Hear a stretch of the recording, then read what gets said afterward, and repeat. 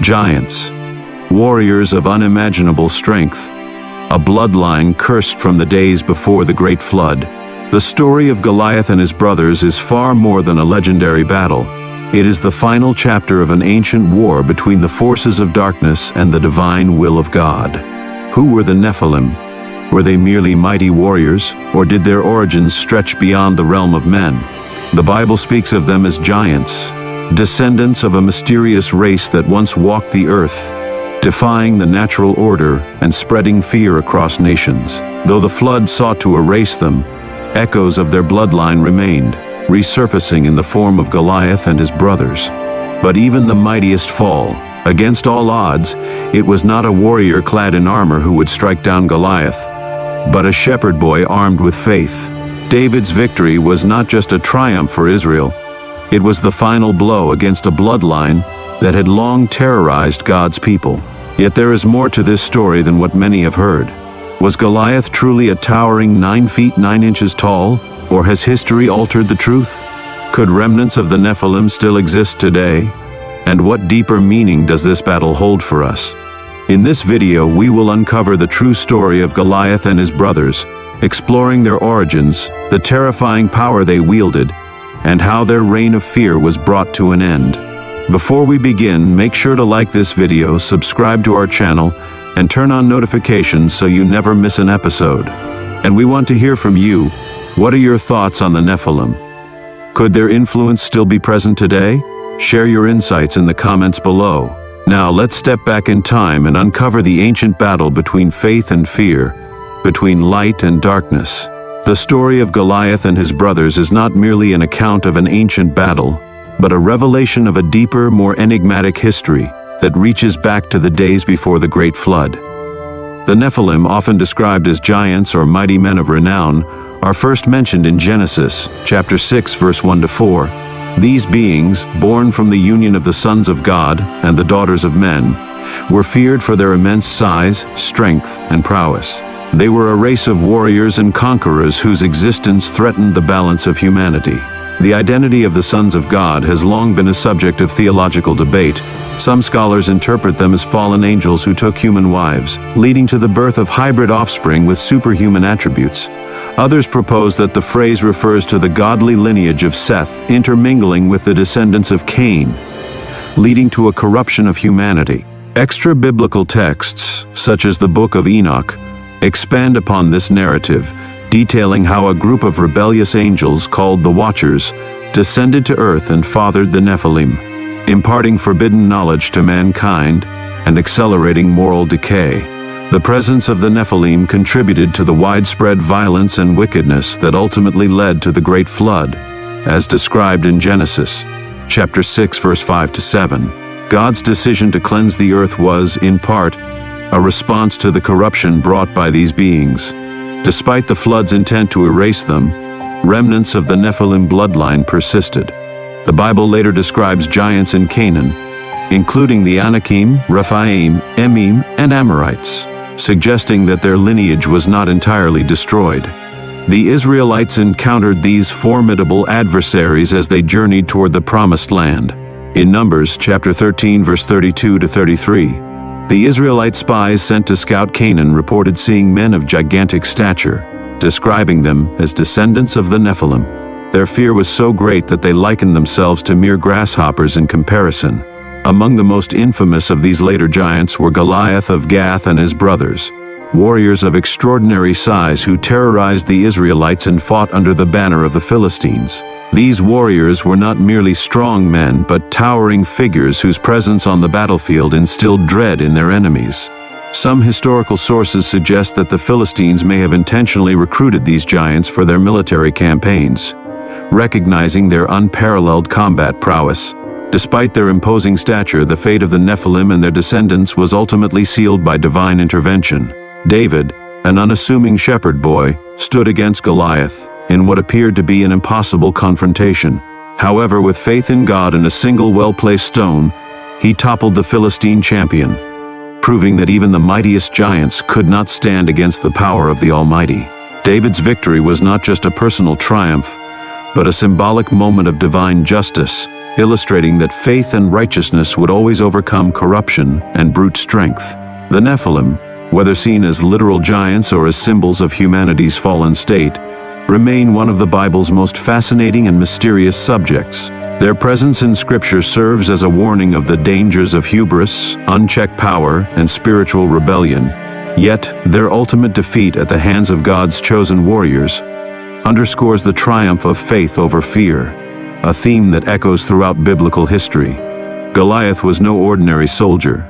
He was a colossus of war, an unshakable force whose every step sent tremors through the battlefield.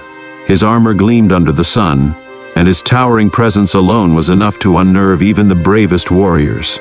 Goliath's armor was not merely protective, it was an overwhelming display of power and intimidation. A massive bronze helmet, sculpted to reflect the visage of an unstoppable warrior, covered his head. His torso was encased in a coat of scale armor, composed of overlapping bronze plates that formed an impenetrable barrier against any weapon. This armor weighed a staggering 125 pounds, making it not only a means of protection, but also a testament to his prodigious strength. Few men could even lift such a weight, let alone wear it in combat. His lower body was protected by bronze greaves, which shielded his legs from any attempted strikes. These were not simply adornments, but essential armor pieces that allowed him to wade into battle without fear of crippling injury. Each piece of his battle gear reinforced his near-invulnerable image, leaving no weak points visible to his enemies. Perhaps the most terrifying aspect of Goliath's arsenal was his weaponry. In his massive hands he wielded a spear unlike any other. The shaft was made of solid wood, as thick as a weaver's beam, and reinforced with bronze fittings. At the tip of this monstrous weapon rested a colossal iron spearhead, weighing approximately 15 pounds. An instrument of sheer destruction, capable of piercing through the heaviest armor with ease. In addition to his spear, he carried a javelin slung across his back, giving him the ability to strike from a distance before closing in for the kill. Each step Goliath took sent tremors through the battlefield, an ominous prelude to the chaos he was capable of unleashing. His deep, booming voice echoed across the valley as he issued his challenge, taunting the Israelites and daring them to send a warrior against him. His words were not only an act of defiance but a psychological weapon, designed to break the spirit of his enemies before a single blow was struck. To Israel, Goliath was more than an enemy. He was a walking nightmare, a warrior whose name alone was enough to fill men with dread. Yet despite his formidable appearance, his downfall would come not at the hands of an equally armored warrior, but through the faith-driven courage of a young shepherd boy, proving that the might of giants is no match for the power of God. For 40 days, Goliath stood before the Israelite camp and hurled his challenge across the valley of Elah. His voice thundered, reverberating across the rocky expanse, each word dripping with mockery and contempt. The Philistine champion was no ordinary warrior. He relished in the psychological warfare of intimidation, knowing that fear alone could weaken his enemies before a battle even began. Goliath's challenge was simple, a duel to decide the fate of nations. He roared, "Choose a man and have him come down to me. If he is able to fight and kill me, we will become your subjects. But if I overcome him and kill him, you will become our subjects and serve us." 1 Samuel, chapter 17, verse 8-9. Every morning and evening, he emerged from the Philistine ranks, clad in his imposing armor, issuing the same challenge. His taunts were not only meant to demoralize Israel's warriors but to insult their God. He openly defied the armies of Israel, mocking them for their cowardice, and daring them to produce a champion who could stand against him. But fear had gripped the Israelites. No man in Israel dared step forward. Even King Saul, the tallest among the Israelites and a warrior himself, remained silent, his courage faltering in the face of the giant's overwhelming presence. With each passing day, despair spread through the Israelite camp, gnawing away at their faith. It was not only their physical strength that was being tested, but their spiritual resolve. Would they trust in the power of their God, or would they surrender to fear? Goliath's challenge was more than combat. It was a direct challenge to the God of Israel. If no champion stepped forward, it would appear as though their God had abandoned them. For 40 days the Israelites trembled, their silence only strengthening the Philistines' confidence. This prolonged psychological assault was unlike anything Israel had faced before. Battles were often fought between armies, but here, one man sought to dismantle an entire nation's will to fight. Every moment that passed with Goliath's challenge unanswered only emboldened the Philistines and weakened Israel's hope. Yet, amid the growing dread, a young shepherd from Bethlehem would soon step forward. Unarmored, untrained in war, and seemingly insignificant, David's triumph would not come from steel or strategy, but from an unshakable trust in God, a victory already decided before the battle began. While Israel's warriors cowered in fear, an unlikely figure stepped forward. David, a young shepherd from Bethlehem. He was the youngest of 8 sons, overlooked by men but chosen by God. Unlike his brothers who bore the scars of war, David's battleground was the wilderness, where he defended his father's sheep from lions and bears. But what seemed like ordinary shepherd's work was actually divine preparation for a greater battle. David's life as a shepherd was one of solitude, responsibility, and peril. In the wilderness, he faced dangers that tested his courage and resilience. When lions and bears threatened his flock, he did not flee. He stood his ground, striking down the beasts with his staff and sling. These encounters were more than just acts of bravery. They were divine training, preparing him for a much greater confrontation. One day, David's father, Jesse, sent him on a simple errand to deliver food to his brothers on the battlefield and check on their well-being. But as David arrived in the valley of Elah, he heard the taunts of Goliath echoing across the encampment. Unlike the seasoned warriors of Israel, who cowered at the giant's words, David's heart burned with righteous indignation. How could this uncircumcised Philistine dare to defy the armies of the living God? David's response was not one of fear, but of faith. Where others saw an insurmountable obstacle, he saw an opportunity for God's power to be revealed. He boldly declared that he would face Goliath, a statement that drew ridicule from his own people. Even his eldest brother, Eliab, rebuked him, dismissing his words as arrogance. But David was undeterred. Brought before King Saul, David recounted his experiences as a shepherd, how he had fought off wild beasts with nothing but his hands and his sling. The Lord who delivered me from the paw of the lion and the paw of the bear will deliver me from the hand of this Philistine, he proclaimed. 1 Samuel, chapter 17, verse 37. His confidence was not in himself, but in God's power to grant victory. Saul, seeing no alternative, agreed to let David fight. He offered the young shepherd his own armor, a king's protection, but David declined. The weight of the armor was unfamiliar, a burden that would only hinder him. Instead, he chose the tools he had mastered, a simple sling, a wooden staff, and 5 smooth stones from the brook. To the world, he seemed woefully unprepared, but in the eyes of God, he was perfectly equipped. As David stepped onto the battlefield, he did so not as a mere boy, but as a servant of the Almighty. His preparation had not come from the training fields of Israel's army, but from the quiet, unseen moments in the pasture, moments where he learned to trust in God alone.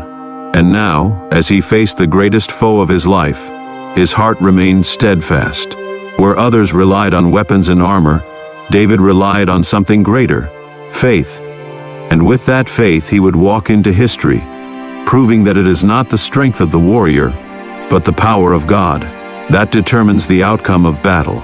The battlefield fell silent as David stepped forward, a stark contrast to the thunderous presence of Goliath.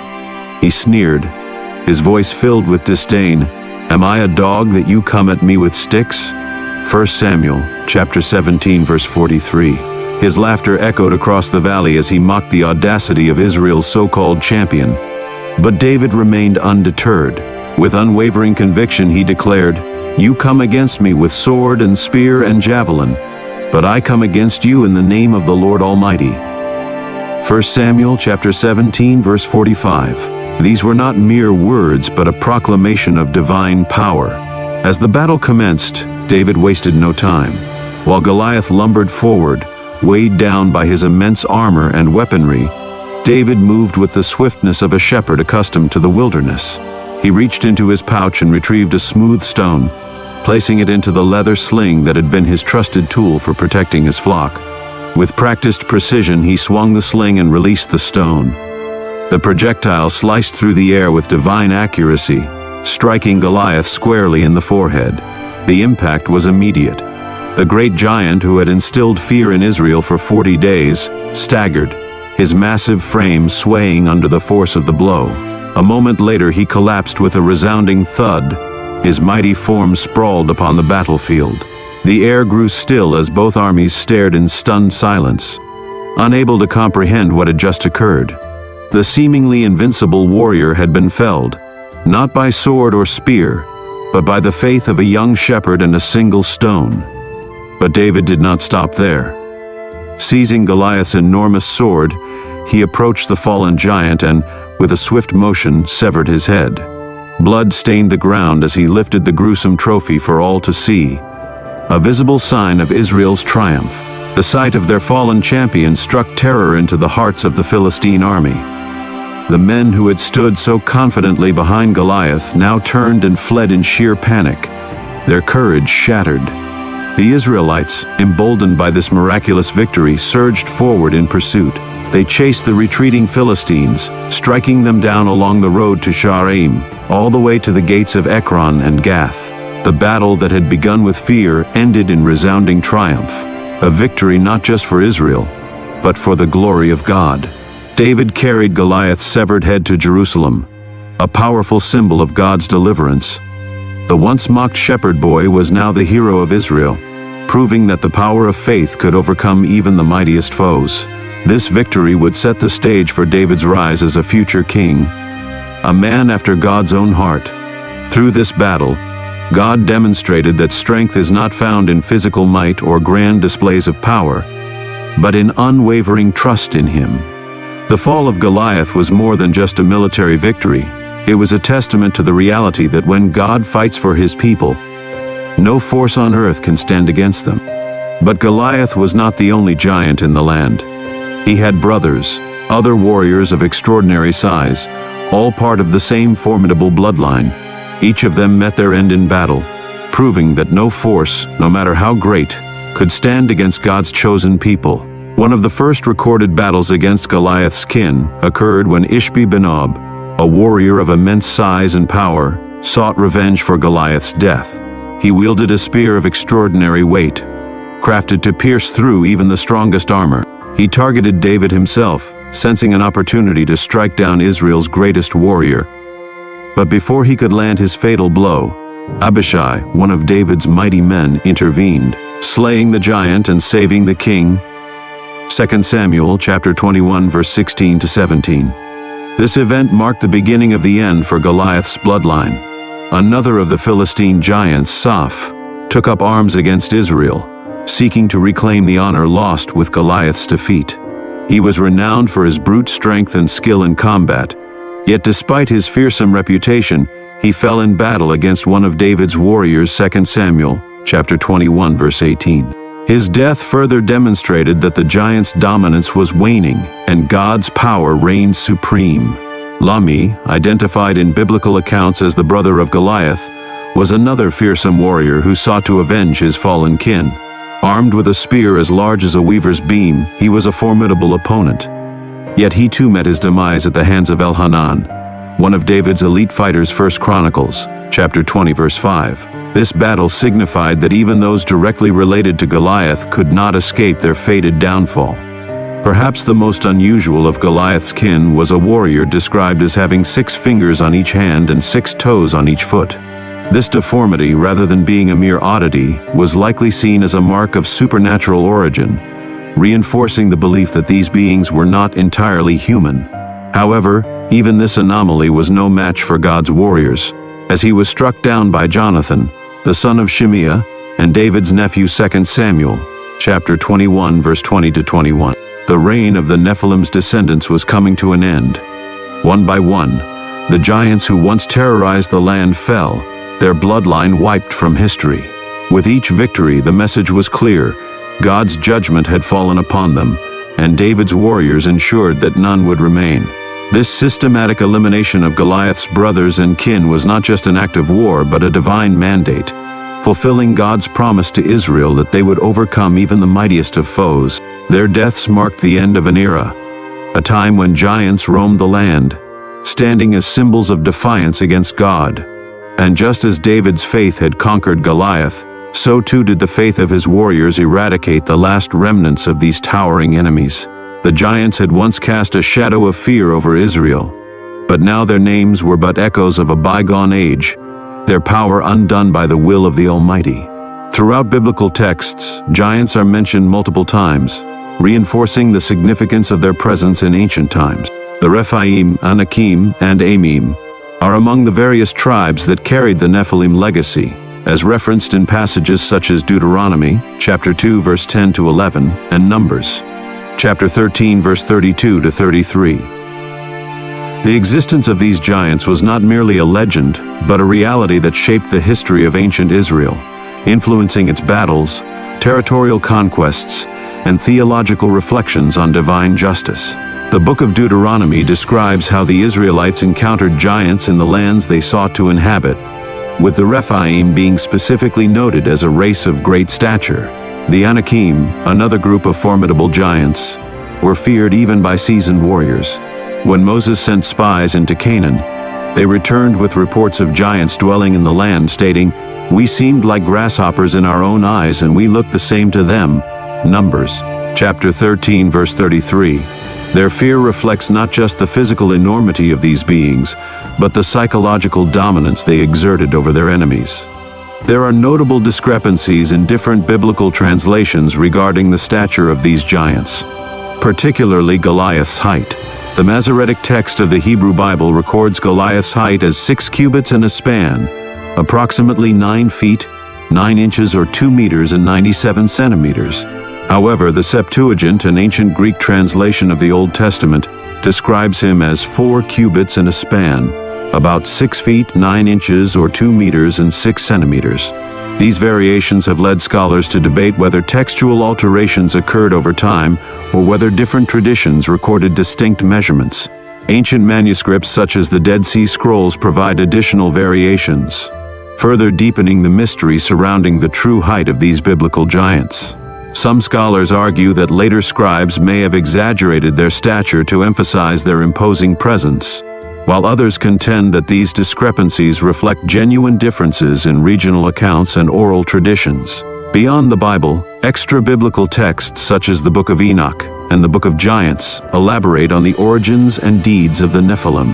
These writings describe how the fallen angels who fathered the Nephilim also taught humanity forbidden knowledge, including warfare, sorcery, and astrology, concepts that became entwined with the downfall of early civilizations.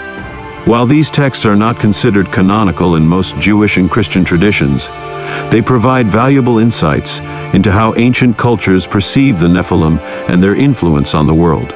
The presence of giants in biblical history serves as a powerful metaphor for the struggle between divine authority and human defiance.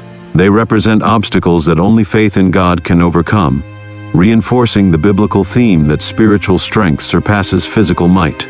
The ultimate defeat of the Nephilim and their descendants by the Israelites signifies the fulfillment of God's promise to deliver His people from oppression and establish them in the promised land. As biblical scholarship continues to uncover new insights, the accounts of giants in Scripture remain a fascinating topic, bridging the realms of history, theology, and mythology. Whether viewed as literal beings or symbolic figures of opposition against God's will, their role in the biblical narrative highlights the enduring power of faith in the face of overwhelming adversity. One of the most perplexing mysteries in biblical history is how giants persisted after the flood. If the purpose of the deluge was to cleanse the world of wickedness, including the corruption introduced by the Nephilim, how then did their descendants appear again in later biblical accounts? Various theories have been proposed to explain this phenomenon. One perspective suggests that the Nephilim spirits survived beyond the flood, influencing later generations through supernatural means. In this view, the fallen angels who fathered the Nephilim continued their influence upon humanity, either by directly reintroducing their offspring, or by possessing human rulers and warriors to carry on their rebellious legacy. Another theory suggests that the lineage of the Nephilim was preserved through Noah's family, specifically through Ham's descendants. Ham's son, Canaan, became the patriarch of a people known for their association with giants. The Canaanite tribes, including the Anakim and Rephaim, were described as being of great stature, lending credence to the idea that the Nephilim bloodline found a way to survive through human heredity. The Book of Enoch and the Book of Giants, ancient texts that expand upon the Nephilim narrative, provide additional insights. According to these writings, the Nephilim were not only physical beings, but also spiritual entities whose wickedness transcended their mortal forms. These texts describe how the spirits of the Nephilim became disembodied after death, wandering the earth as malevolent spirits seeking to corrupt mankind. This interpretation aligns with certain biblical passages that associate demonic activity with the fallen angels and their offspring. Archaeological and historical evidence also points to the continued presence of giants in post-flood civilizations. Megalithic structures found across the world, from the massive stone circles of the Middle East to the ruins of ancient American civilizations, hint at the possibility that a race of beings with extraordinary strength once roamed the earth.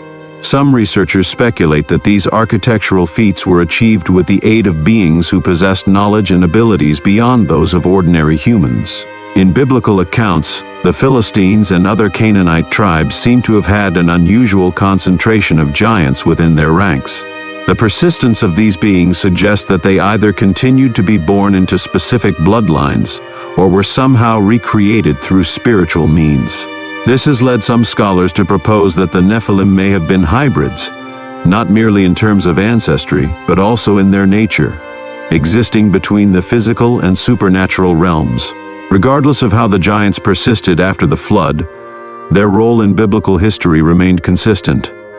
They stood as adversaries of God's chosen people, embodying defiance and the corruption that had plagued humanity before the flood. Their defeat at the hands of the Israelites symbolized the triumph of faith over fear, divine justice over chaos. The question of their ultimate fate remains open-ended. Were they completely eradicated, or do traces of their bloodline persist in unrecorded history? Do the spiritual remnants of the Nephilim still seek to exert their influence in the modern world?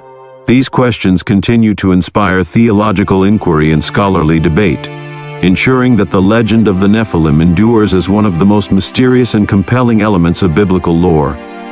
The presence of giants in biblical history is not confined solely to the Israelite scriptures. Various ancient texts, such as the Book of Enoch and the Book of Giants, expand upon the existence and influence of these beings. In many ancient cultures, stories of powerful giants are common, hinting at a widespread awareness of their presence in antiquity. From Mesopotamian mythology to Norse legends and Native American oral traditions, the concept of giant-like beings permeates human history. This suggests a deep-seated recognition of their existence, or at least their symbolic significance. The Sumerians, one of the earliest known civilizations, recorded myths of the Anunnaki, celestial beings who descended from the heavens and possessed great power. Some interpretations suggest that these beings share striking similarities with the biblical Nephilim. Similarly, in Greek mythology, the Titans were depicted as colossal beings who ruled before the Olympian gods, much like how the Nephilim were said to have dominated early human history before the flood. Ancient Egyptian records also contain references to towering warriors, and certain hieroglyphic depictions show figures of extraordinary size standing beside human rulers. Some historians propose that these could represent either literal beings or metaphorical symbols of power. The biblical accounts of the Rephaim, Emim, and Anakim closely parallel these stories, indicating that the Israelites were not the only civilization to recall encounters with beings of unusual stature. The continuation of giant lineages after the flood is another mystery that transcends religious texts. Some scholars theorize that their persistent presence in various ancient cultures could be due to isolated bloodlines that maintain the genetic traits of pre-flood Nephilim. Others suggest that divine judgment continued beyond Noah's time, as evidenced by the Israelites' repeated battles against the Anakim and Rephaim when settling Canaan. In a more practical sense, the Philistines' military strength, bolstered by figures like Goliath and his kin, demonstrates how these mighty warriors influenced history beyond biblical accounts. Ancient warfare often relied on psychological intimidation, and the presence of towering soldiers would have instilled great fear in their opponents. The Philistines may have deliberately sought out such warriors to reinforce their dominance, much like how medieval rulers employed elite knights and warlords of formidable reputation. Modern discoveries of megalithic structures, such as the ancient ruins of Baalbek in Lebanon, Stonehenge in England, and the pyramids of Egypt, have fueled speculation that a race of giant beings may have once existed to build these monumental works. While mainstream archaeology attributes these structures to early human civilizations, some researchers argue that the biblical giants, or their descendants, could have played a role in their construction, wielding knowledge and strength far beyond that of ordinary humans. Ultimately, the presence of giants in historical and mythological narratives raises compelling questions about the interplay between history, religion, and human imagination.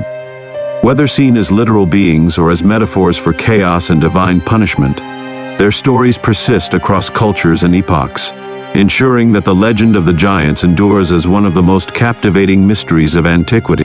The story of David and Goliath is more than just a tale of an underdog's victory. It is a testament to the power of faith. Challenges that seem impossible are no match for those who walk with God. When fear tells you to back down, faith tells you to step forward. The narrative is a reminder that those who rely on worldly power, arrogance, and brute force will ultimately be undone, while those who place their trust in divine guidance will triumph. David's victory over Goliath serves as a profound allegory for the human struggle against overwhelming odds. It reinforces the biblical theme that God chooses the weak to confound the strong, the humble to overthrow the mighty. Just as God empowered David, he empowers his people to confront and overcome the giants of sin, fear, doubt, and oppression that seek to dominate their lives. The Nephilim, once a force of terror, met their end through divine justice, demonstrating that no power on earth can stand against the Almighty. Their destruction at the hands of David and his warriors reflects the broader biblical theme of God's sovereignty over all creation. Time and again, Scripture teaches that victory is not achieved through human effort alone, but through faith in the Lord's divine plan. This battle wasn't just about Israel, it was about every struggle between light and darkness, a foreshadowing of how faith would always triumph over oppression. In the New Testament, Jesus Christ, often referred to as the Son of David, embodies this same principle. Through his life, death, and resurrection, he conquered the ultimate giant, sin and death, offering salvation to all who believe in him.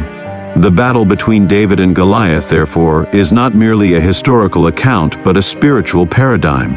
It reminds believers that they are never alone in their struggles, for God fights on their behalf. It encourages faith in the unseen, trust in divine power, and confidence that even the most insurmountable obstacles can be overcome with God's guidance. Furthermore, the story carries a moral lesson about humility and obedience. David did not win because of his personal strength or skill. He won because he understood that the battle belonged to the Lord. His unwavering confidence in God's power contrasts sharply with Goliath's arrogant reliance on physical might. This lesson continues to resonate today, teaching that true victory comes through reliance on God rather than human capabilities. The giants have fallen, but the lesson endures. With God, all things are possible. The story of David and Goliath continues to inspire believers to stand firm in their faith, confront their challenges with courage, and trust that God's plan will always lead to victory.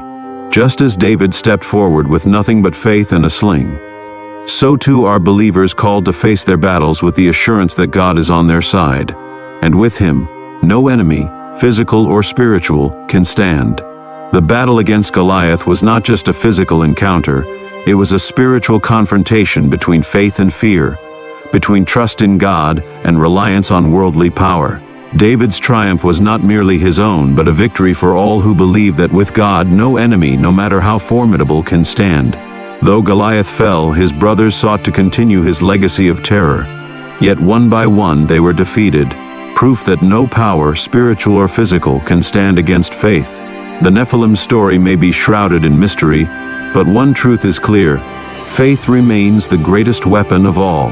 So whatever giants you may face in your own life, remember this: victory belongs to those who stand firm in faith. If you found this journey through biblical history fascinating, don't forget to like this video and subscribe for more content like this. Let us know in the comments what you think about the Nephilim.